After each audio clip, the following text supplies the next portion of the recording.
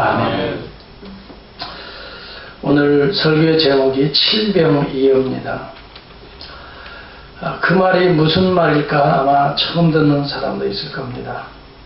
칠병, 병자는 떡병입니다. 7떡 덩어리에 어자는 고기어입니다. 2마리의 생선이라는 뜻입니다.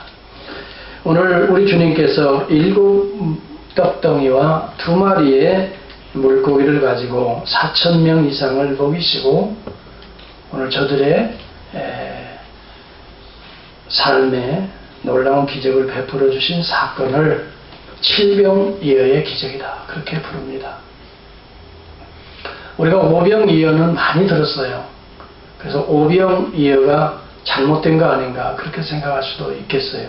또 어떤 분들은 이런 한 가지 사건을 가지고 마태가 2번 기록했다 이렇게 말하는 신학자도 혹 있어요. 그러나 오늘 본문에 보면은 결코 그렇지 않다는 것을 우리가 알게 됩니다.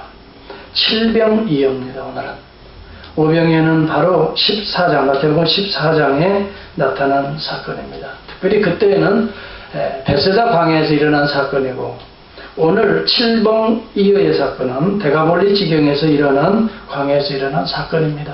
장소가 엄연히 다릅니다. 그리고 7개의 떡덩어리하고 5개의 떡덩어리는 다릅니다. 마태가 혹 잘못 보았을까? 어디에는 5덩어리, 어느 곳에는 7덩어리, 그럴 리가 없습니다. 성경을 기록할 때에는 그렇게 자기 추측과 자기 계산으로 기록하지 않습니다. 사건을 있는 그대로 정확하게 기록합니다. 그래서 얼마 되지도 않은 이 사이사이에 마태가 실수했을 것이라고는 생각할 수가 없는 부분입니다. 그리고 그때 오병이어의 사건은 베세다 광야에서 일어난 사건입니다. 그 사건은 특별히 유대인들을 대상으로 일어난 사건입니다. 여러분 요한복음 6장에 보면 동일한 사건이 기록되는데 거기에는 유월절을 맞아서 사방에 흩어진 순례자들이 유월절 제사에 참여하기 위해서 오다가 바로 이 사건을 만난 것입니다. 그러므로 그때의 사건은 유대인 디아스포라들이 모여서 수만 명이 모여서 베세다 광야에서 예수님이 오병이어의 기적을 베풀어 주는 것을 체험한 사건입니다. 오늘 본문은 전혀 다릅니다. 예수님이 지금 현재 어디에 계시냐면 바로 본문 우리가 이전에 보았습니다마는 예수님께서 두로와 시돈 지방에 계시셔서 그때 이루어진 사건입니다. 여러분 21절에 보면은 예수님께서 이방 땅으로 들어가셨다는 내용이 나오죠. 두로와 시돈 땅으로 가셨습니다. 거기에서 가나안 여인을 고치심으로 이방에도 하나님의 나라가 임한다는 걸 사인처럼 보여줍니다. 또 그 이후에 수많은 이방인들이 모이기 시작했습니다. 그 사건이 여러분 29절에 나오지 않습니까? 제가 오늘 읽다가 먼저 읽었던 사건이에요. 절뚝발이와 불구자와 소경과 벙어리 기타 많은 사람들이 예수께 와서 고침을 받았다는 사건이 바로 여기 있어요. 이런 소문이 나니까 이제 두로와 시돈 지방에서 많은 사람들이 예수님께 모여드는 것입니다. 예수님께 모여들어서 일어나는 일들이 32절 오늘의 본문입니다. 그러니까 14장에서 베세다 광야에서 유대인 순례자들을 중심으로 이루어진 사건하고 오늘 여기 두로와 시돈 땅 특히 데가볼리 지방에서 일어난 칠병이어의 사건은 전혀 다른 사건입니다. 다시 말하면 유대인에게서 이루어진 메시아적 만찬이라고 제가 설명했습니다. 메시아적 성만찬이라고 설명했습니다. 유대인들에게만 택한 백성들에게만 하나님의 잔치가 이루어지는 것이 아니고 오늘도 그들이 무시하고 멸시하는 이방 땅에도 하나님의 잔치가 메시아닉 잔치가 베풀어진다는 것을 오늘 이 본문의 마태는 이 시각을 가지고 유대인이지만 하나님의 복음이 유대인의 거절 핍박을 통해서 이방에게 넘어가서 이루어지는 하나님의 나라를 비교하면서 바로 이 사건을 설명해 주려고 오늘 이 사건이 여기에 중복처럼 기록되어 있는 것입니다. 한 가지 사건을 2개로 나눠서 기록할 리가 없습니다. 그리고 오늘 본문에 보면은 여러분 오병이어의 기적을 베풀어 베세다 광야에서 베풀고 몇 광주리가 남았다고 성경은 말하죠? 12광주리예요. 오늘 이 사건은 몇 광주리가 남았어요? 일곱 광절이 다릅니다. 그렇게 착각할 리가 없습니다. 그리고 성경의 헬라의 원어가 다릅니다. 여러분 12광절이라고 했을 때 광주리는 코피누스라는 단어를 씁니다. 이것은 여성들이 가지고 다니는 정도의 이 가방을 말합니다. 그런 바구니를 말합니다. 작은 바구니입니다. 유대인들은 주로 여기에다가 음식을 담았기 때문에 유대인들이 쓰는 용어입니다. 이 용어는. 그런데 여기 본문에 이 일곱 광줄이 남았다 하는 광줄이는 헬라어로 다른 용어입니다. 스프리스라는 단어를 썼습니다. 이것은 뭐냐면은 이 떡들을 정말 이 많은 물건들을 담아서 옮기는 큰 바구니를 말합니다. 여러분 마태가 그렇게 무식한 분이 아닙니다. 마태는 세 출신입니다. 모든 것이 정확하게 기록되는 것입니다. 그것은 음식들을 담는 그 용기와 같은 작은 그릇으로 12광줄이 이것은 유대인을 상징하고 있어요. 그러나 오늘 이방인 나라에서는 일곱 광줄이가 나타납니다. 일곱 광줄이, 이 광줄이는 엄청나게 큰 겁니다. 그래서 사도행전 9장 25절에 보면 바울이 되지요. 나중에 사울이 이제 다메섹 도상에서 예수님을 만나고 변화받고 그들에게 복음을 전하다가 유대인들의 핍박을 받죠. 그래서 제자들이 사울을 어떻게 해요? 광주리에 담아서 그 성을 넘깁니다. 그래서 그 밤중에 도망가게 합니다. 그 광주리 이름이 스피리스입니다. 그러면 오늘 이 광주리와 똑같은 건 사람이 적어도 하나 팔 정도의 큰 바구니입니다. 벌써 바구니가 차이가 다릅니다. 마태는 이렇게 하나님의 나라의 사건들을 정확하게 기록하고 있다는 것을 우리가 먼저 알아야 됩니다. 성경을 보면서 우리는 이 놀라운 사실을 깨달으면서 그러면 왜 오늘 이 칠병이 사건이 여기 기록되어지나? 제가 서두에도 말씀드렸습니다. 하나님의 나라는 버려진 땅과 같은 이방 땅에도 하나님의 나라는 얼마나 심겨질 수 있다는 거예요. 따라서 합시다. 버려진 땅 같아도 소유된 땅 같아도 주님 앞에 나오기만 하면 얼마든지 하나님의 잔치가 이루어질 수 있다는 것을 상징적으로 보여주는 사건이 오늘 칠병여의 사건입니다. 여러분 이방 나라에도 사실은 메시아의 하나님의 잔치가 이루어지는 것입니다. 유대인들은 자기들만이 하나님의 천국 잔치에 참여할 것이라고 오해했습니다. 그러나 그들은 실질적으로 이 땅에 오신 메시아를 배척했습니다. 그래서 지금 배척 무드가 일어나면서도 오늘 이 이방에 일어나는 하나님 나라의 사건들이 마태가 기록한 이유가 있습니다. 너희들이 배척함으로 인하여 그 복음의 하나님의 은혜와 축복이 이방 땅으로 건너간다는 것을 마태의 시각에서 그들에게 가르쳐주는 것입니다. 유대인의 관점에서는 자기들만이 선민이 아니라는 것을 가르쳐주는 것입니다. 이 그리스도를 통한 새 언약은 그리스도 앞에 오는 모든 백성들이 다 누릴 수 있는 축복된 하나님의 나라라는 것을 마태는 그들에게 증거하고 있는 것입니다. 유대인들만 구원받은 것이 아니에요. 유대인들만 선택받은 것이 아니에요. 오늘도 주 예수 그리스도 앞에 누구든지 정말 주여 개같은 존재를 할지라도 가나안 여인이 바로 그 사건 아닙니까? 자녀의 떡을 취하여 개에게 던짐이 합당치 아니야. 물론 이것은 주님이 너는 개라고 말하는 게 아니. 당시에 이러한 이 속담을 인용해서 그렇게 취급한 거예요. 그 여인의 믿음을 테스트하는 거예요. 그럼에도 불구하고 주님 앞에 나와 주여 개들도 주인의 잔치에서 떨어지는 떡부스러기를 먹지 않습니까? 이런 간절한 마음으로 주님 앞에 나오는 이방인들이 오늘도 이 세상의 백성들은 주님의 은혜로 여인아 내 믿음이 크도다. 하나님께서 이런 은혜를 주님 앞에 이런 간절한 마음으로 나오는 오늘도 그 말씀을 사모하는 여러분들에게 이런 은혜를 주시기를 축복합니다. 여인아 내 믿음이 크도다. 하나님의 나라 메시아의 잔치는 어떻게 임하는가 하는 문제입니다. 오늘 여기 본문에서 유의 깊게 봐야 될 내용들이 있습니다. 여러분 성경을 다시 한번 볼 수 있기를 바랍니다. 32절입니다. 여러분 성경을 보세요. 옆에 분 성경 보지 마세요. 그분은 그분의 믿음이에요. 여러분 걸 보세요. 여러분의 믿음을 두드려야 돼요. 저는 항상 말합니다. 자기 성경을 갖고 다니세요. 어떤 분들은 스마트폰만 가지고 보는데요. 그런 분들은요. 스마트폰에 여러분의 마음에 빼앗겨요. 거기에는 여러분 줄을 그어줄 수가 없어요. 거기를 설교에 써놓을 수가 없어요. 오늘 여러분의 성경이 때 묻은 성경이 되어야 됩니다. 주의 설교의 내용이 거기에 기록되고 하나님의 계시의 비밀이 기록되고 여러분 날마다 펼쳐보고 날마다 은혜 받는 대로 기록하고 때 묻은 성경이 되어야 돼요. 스마트폰 성경은 여행 다닐 때나 혹시 어디 비행기 탔을 때나 내가 성경을 펴들지 못할 그런 때는 스마트폰을 보세요. 하나님 말씀 보세요. 그러나 예배 드릴 때만큼은 여러분의 성경책을 가지고 오세요. 그리고 거기에 밑줄을 그어보세요. 우리 같이 한번 합니다. 32절입니다. 시작. 예수께서 제자들을 불러 가라사대 내가 무리를 불쌍히 여기노라. 저희가 나와 함께 있은지 이미 사흘임에 먹을 것이 없도다. 길에서 기진할까요? 군대 보내지 못하겠느냐. 제가 여러분에게 질문합니다.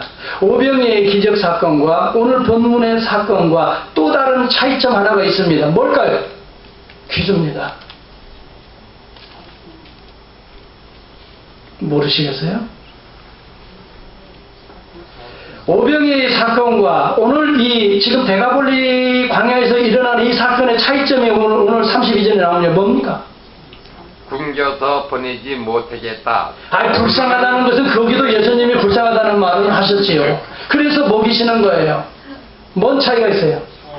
사흘 이미 그렇습니다.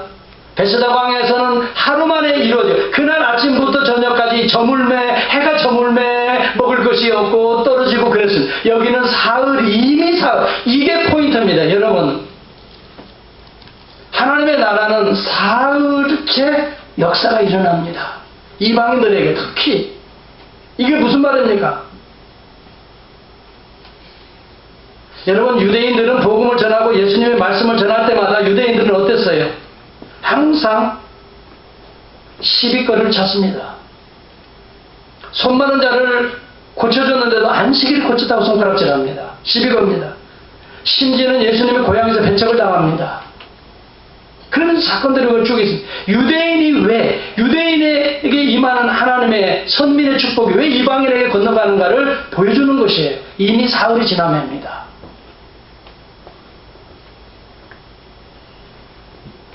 그러면서 우리 주님은 말합니다. 외식하는 자들아, 너희들이 성경 많이 읽고 신앙생활 잘한다고 하는데 이사야 선지자가 너희에 대해서 잘 예언하였도다. 이 백성이 입술로는 나를 그저 주여 주여 주여 찾는데 마음은 내게서 멀도다. 하나님의 말씀은 너희들 속에 없도다 그럽니다. 이래서 여러분 유대인에게 임하는 하나님의 나라가 이방에 들어가는 것입니다. 심지어는 저희가 믿지 않음을 인하여 거기서 많은 능력을 행치 아니하시고 떠나시니라. 예수님이 믿지 않는 자들에게서는 떠나시는 것입니다. 말씀이 없는 것은 예수님이 떠나시. 그런데 여기 보십시오. 오늘 이방 땅에서 병 고치는 역사가 일어나니까 많은 사람들이 대가볼리에서 몰려듭니다. 두루와 시돈에서 처음 들어보는 이야기들을 예수님이 드디어 증거하기 시작합니다. 처음 들어보는 유대인들은 수도 없이 들어본 하나님의 말씀들이었어요. 그러니까 배척했던 거예요. 새로운 시각으로 설명을 해줘도 옛날의 그 전통, 장로의 전통에는 하면서 예수님의 교훈을 뿌리쳤던 거예요. 그런데 유대인들은 그랬지만 이방인들은 다릅니다. 병고침을 통해서 하나님 나라의 사인을 소개해 주니까 사람들이 몰려듭니다. 그때 예수님이 어쩌면 제 생각이에요. 이건 성경에 안 나오니까 어쩌면 제 생각이에요. 마태복음 5장, 6장, 7장 계속 설교했을 것이라고 나는 생각합니다. 하나님 나라의 비밀을 저들에게 가르쳐 줬습니다. 저들은 처음 듣는 이야기도 합니다. 인생관과 가치관의 세계관이 한꺼번에 흔들리기 시작합니다. 자기들이 지금까지 배웠던 것하고는 전혀 다른 이야기를 우리 주님이 하나님 나라의 비밀처럼 얘기합니다. 그러니까 그들이 밥 먹는 것도 잊어버립니다. 물 마시고 뭐 먹는 것도 다 잊어버렸습니다. 하루 이틀 그래서 며칠을 갔습니까? 사흘이 흘러가는 겁니다. 여러분 이것은 집중적인 말씀에 대한 집중적인 사모함이 그들 속에 있었다는 것입니다. 하나님의 나라가 하나님 나라의 잔치가 우리 심령의 평화가 하나님 나라의 이런 축복이 그냥 임하는 게 아닙니다. 하나님 말씀에 대한 그런 사모함 속에 이방 나라에 하나님 나라의 메시아인이 잔치가 페스티벌이 벌어졌다는 거예요. 예수 그리스도의 십자가와 부활을 상징하는 이 생명의 떡의 사건이 바로 하나님의 말씀을 집중적으로 사모하는 그들에게 열렸던 것입니다. 하나님의 비밀이 열렸어요. 그러니까 그들이 깜짝 놀라면서 계속해서 주세요, 주세요, 또 주세요, 주세요 하면서 주님만 바라보고 있는 거예요. 그래서 지금 누가 걱정하는 거예요? 자기들이 배고프다고 걱정하는 거예요? 아니면 주님이 지금 걱정하고 있는 거예요? 주님이 걱정할 정도로. 따라서 합시다. 영적인 일에 포커스를 두면, 영적인 더 일에 크게 해봐요. 포커스를 두면, 영적인 일에 포커스를 두면, 영적인 일에 포커스를 두면 육적인 문제는 육적인 주님이 상관하신다. 주님이 상관하신다. 우리가 육적인 문제를 컨선하기 전에 영적인 문제에 집중하잖아요. 그러면 주님이 육적인 문제를 터치하십니다. 그래서 저들이 배고프다, 저들이 기진맥진할까, 내가 염려스럽다. 저는요, 이 본문을 붙들고 얼마나 내가 어제 저녁에 설교 준비를 하면서 눈물이 그렇게 났어요. 야, 우리는 영적 하면서도 전혀 참 이런 사람이 보이지 않잖아요. 그렇죠? 때로는. 그런데 우리 주님은 굶주린 저 영혼들이 보이기 시작한 거예요. 이게 하나님 나라의 비밀 중의 비밀이에요.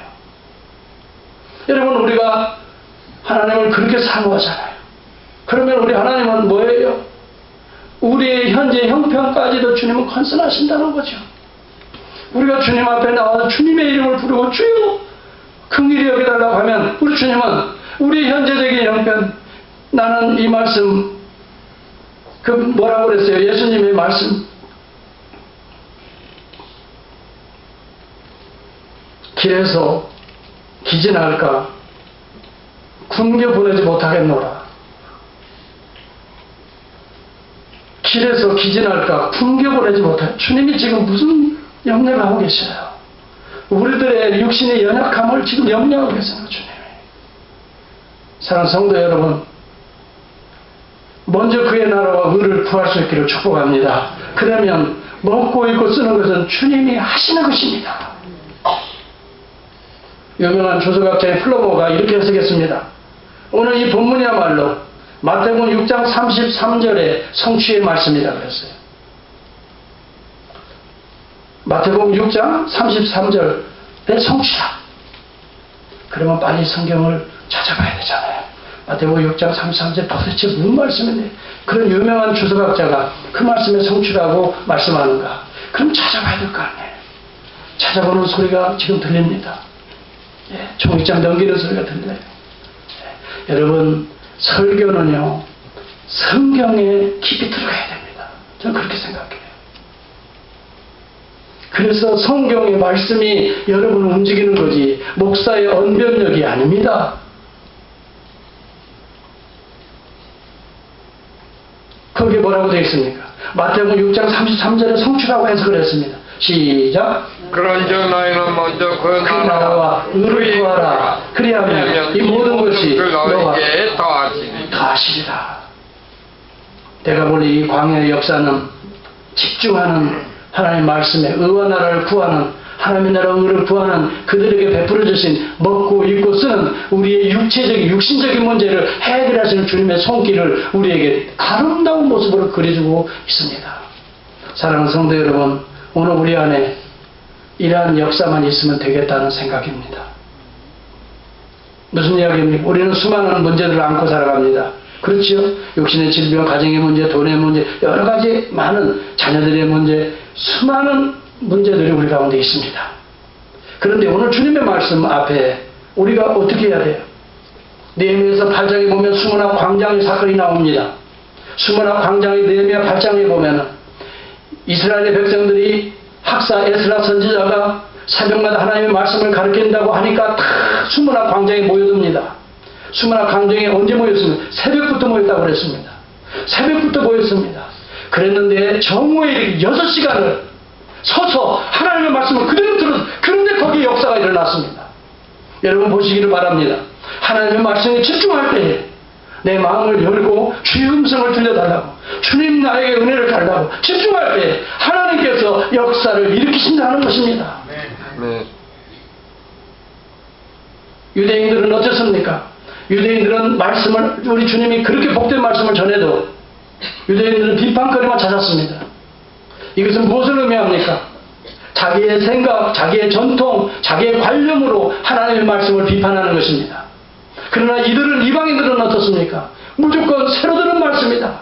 새로운 말씀이야. 나 처음 들었어. 세상에 이런 말씀을 내가 진작 들었으면 이렇게 살지 않았을 터인데 하고 그는 예수 그리스도의 천국의 메시지에 그는 완전히 반응했던 것입니다. 밥 먹는 것도 잊어버렸습니다. 예수님이 걱정할 정도. 지금 사흘이 됐는데 지금 이대로 가다 저들이 길가에서 쓰러지겠다.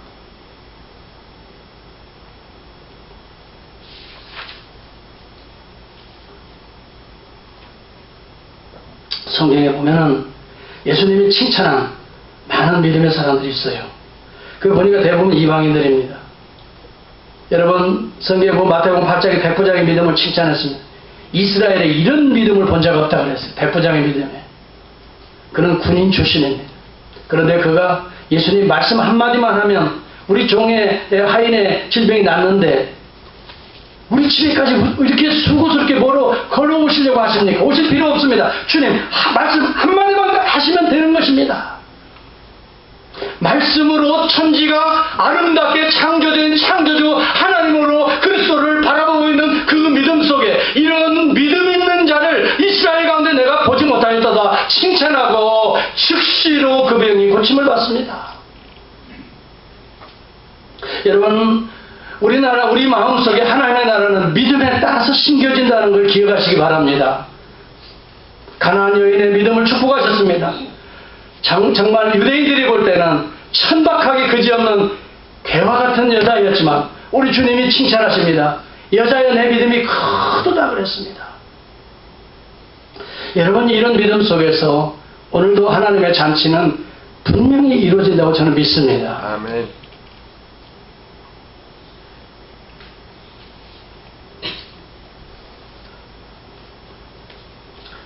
제가 수수께끼 하나 더 내야 되겠어요. 이 퀴즈는요, 넌센스 퀴즈입니다. 이거 일부 예배에서도 한번 써보고 봤는데, 좀 처음에는 틀리더라고요. 근데 한번 제가 물어보겠어요. 일부 예배 참여하신 분들은 대답하지 마시고 가만히 계셔야 돼요.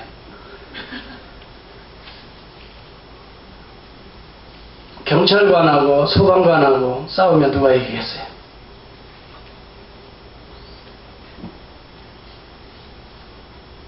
야, 조용하네요.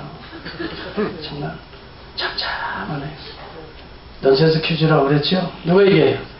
경찰관하고 소방관하고 싸우면 누가 이겨요? 소방관. 왜요? 그냥 넌센스니까? 반대로? 뭐든지 사고는 소방서가 더 먼저 오다가 우리 차장님 교통사고 당하시고 진짜 기부스까지 하고 오시고 거기에 합당한 경찰서가 먼저 와서 소방관을 불렀잖아요. 911. 그 경찰서가 먼저 왔는데요. 예. 여튼간에 누가 이기겠어요? 예? 예, 소방관이 이겨요. 이렇게 넌센스니까. 왜 그래요? 물불안 가려고 싸우니까. 자, 그리고 또 하나. 이제 그러면 이 소방관하고 장님하고 싸우면 누가 이길까요? 장님이 왜 이겨요? 배는 게 없으니까. 맞아요. 배는 게 없으니까. 아이고, 장님. 이거 다 아시네. 우리 교인들은 참 수준이 넌센스 쪽으로 많이 발달되어 있어요. 그러면 그 장님하고 노인하고 싸우면 누가 이길까요? 노인이 이겨요. 근데 이 노인이 살 날이 얼마 안 남았는데 누가 이겨요? 노인. 왜요? 죽기 살기로 싸웁니다. 여러분 제가 왜 이야기를 우선 이야기를 합니까? 믿음이라는 것은요 물불을 가면 안 됩니다. 뭐 이래서 아닙니다. 주님이 명하면 무조건입니다. 그리고요 믿음이라는 건 배는 게 없어야 됩니다. 믿음으로 주님만 바라보고 가야 돼요. 믿음이라는 건 죽기 살기로 매달려야 돼요. 그런 자에게서 하나님의 나라 생각지도 않은 이런 메시아닉 잔치가 그 심령에서 터지는데 누가 이것을 알겠어요? 이런 체험이 우리 가운데 있기를 축복합니다. 예.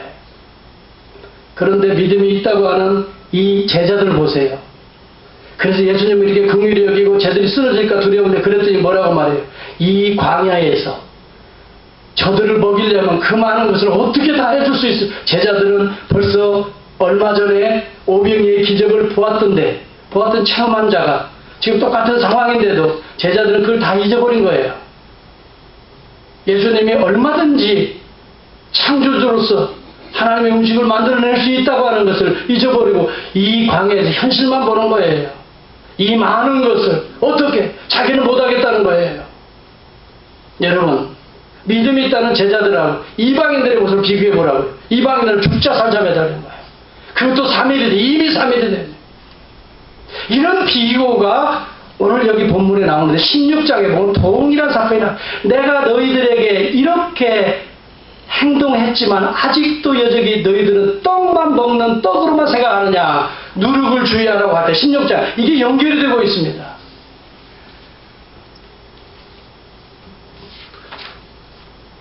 여러분, 저는 길에서 기진할까요? 숨겨 보내지 못하겠노라. 예수님의 하나님의 나라는 사람에 대한 사람이 있다는 사람 냄새가 난다는 거예요. 그 속에 사람에 대한 애정이 있다는 거예요. 예수님, 여러분 영적하지만 현재 보이는 사람을 사랑할 수 없다면 영적이지 못한 존재입니다. 아무리 믿음하지만 현재 이웃을 이해할 수 없다면 믿음이 없는 것입니다.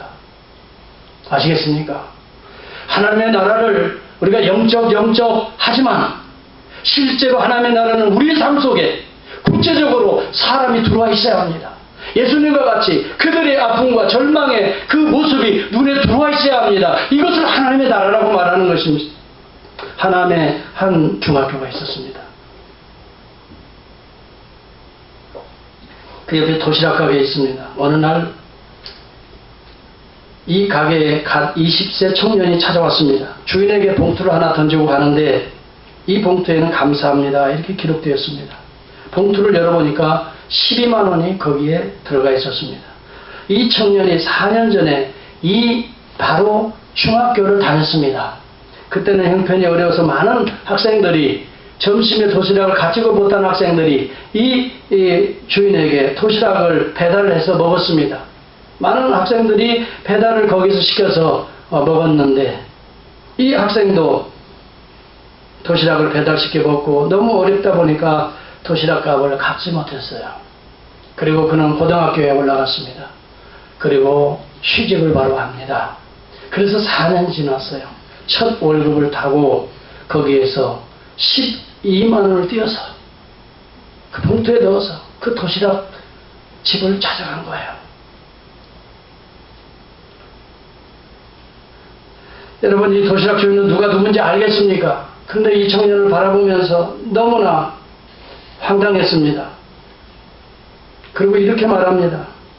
이 학생, 그때 가난한 아이들이 한두 명이었는가? 내가 너희들한테 돈 받기로 다 했다면 1년에 도시락값이 무려 500만 원을 넘어갔다. 못 받은 돈이. 나는 너희들이 잘 되기를 바라고 그냥 지나갔다 이거야. 8평 남짓한 이 가게 주인 속에 이 어린 아이들의 이런 모습이 심겨져 있었던 거야. 여러분, 하나님의 나라는 우리가 거창하게 생각할 필요가 없습니다. 그러면서 그 부부는 이런 이야기합니다. 청년이 4년 동안 이 도시락 값을 갚지 못해서 마음이 힘들었을 것을 생각하니까 내 마음이 더욱 아프다고 그랬습니다. 그것을 갚아야 되는데 하고 4년을 힘들어했을 청년의 그 마음을 생각하니까 내 마음이 힘들다고 그랬습니다. 사랑하는 성도 여러분, 우리는 내가 간단한 얘기 여러분에게 한 겁니다. 하나님의 나라 거창하게 생각할 거 없습니다. 우리 주님께서 우리를 사랑하신 그 사랑을 우리 주변에서 여러분 생명 속에서 심장 속에서 그 사랑을 여러분 생각하고 정말 그 사람이 있어야 된다는 거예요. 우리 예수님과 길에서 기진할까 하여 이들을 굶겨 보내지 못하겠노라. 하나님 나라를 선포하는 예수님의 가슴속에는 사람이 있었다는 거예요. 굶주린 백성들이 있었다는 거예요. 갭취급 당하는 이방인들이 있었다는 거예요. 그들을 향해서 우리 주님은 먹을 것을 제공한다는 거예요. 이런 사람 사랑이 하나님 나라의 핵심이었다는 거죠. 오늘날 교회들이 이 사람을 놓치고 있다는 거죠. 믿음이 있다고 하면서 사람을 이해하지 못하는 거예요. 어려움을 이해하지 못하는 거예요. 하나님 나라를 오해하고 있는 것입니다. 하나님의 나라는 사람인 것입니다. 여러분, 우동 한 그릇에는 글을 읽어봅니다. 해마다 섣달 금음날이면 어김없이 우리 우동집을 찾는 어머니와 두 아들이 있습니다.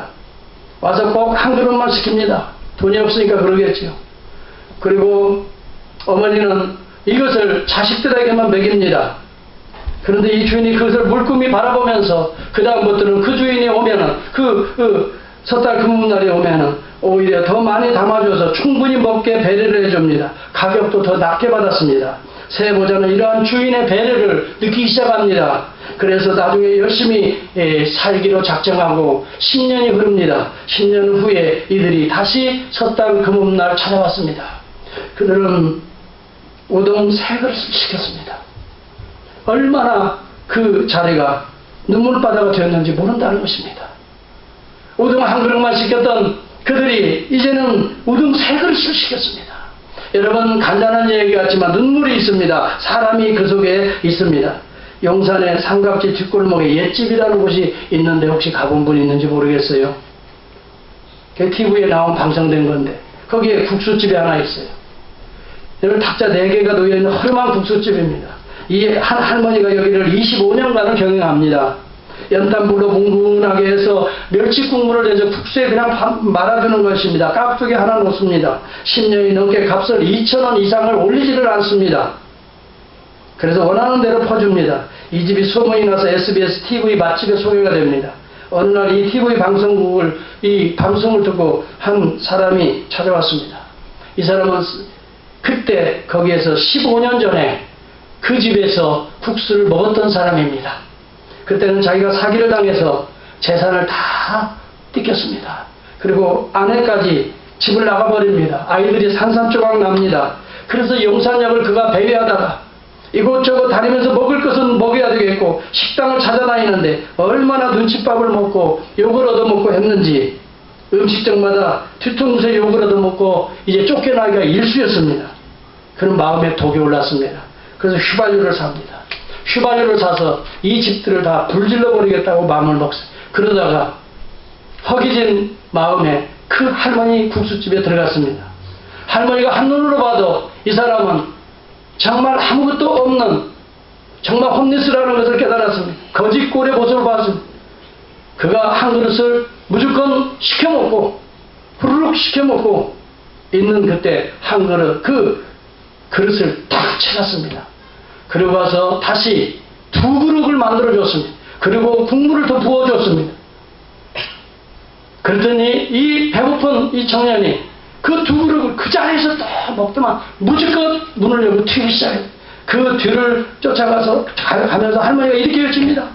그냥 가! 뛰지 마! 다쳐! 그냥 가라! 뛰지 마라! 다친다! 이거야. 그런 그 3마디를 듣고 이 사람이 엉엉 울기 시작했습니다.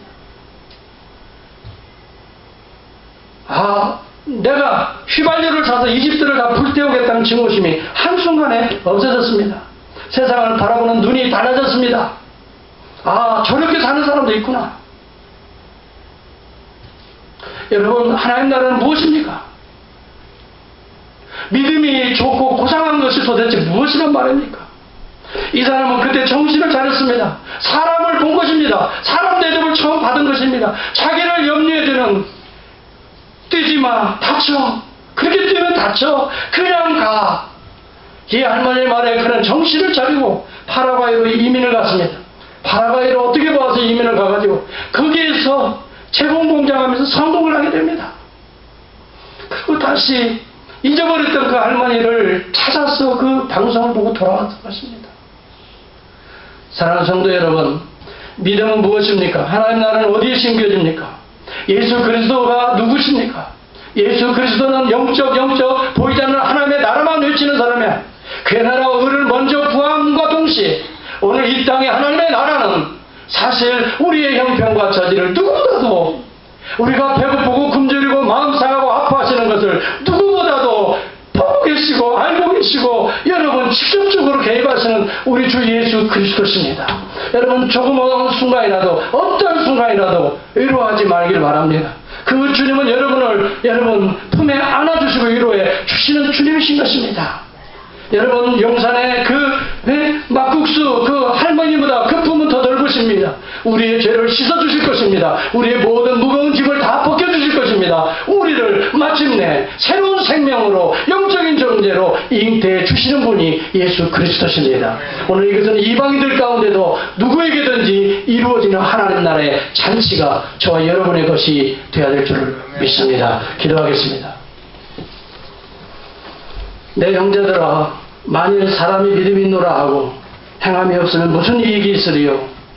그 믿음이 능히 자기를 구원하겠느냐? 만일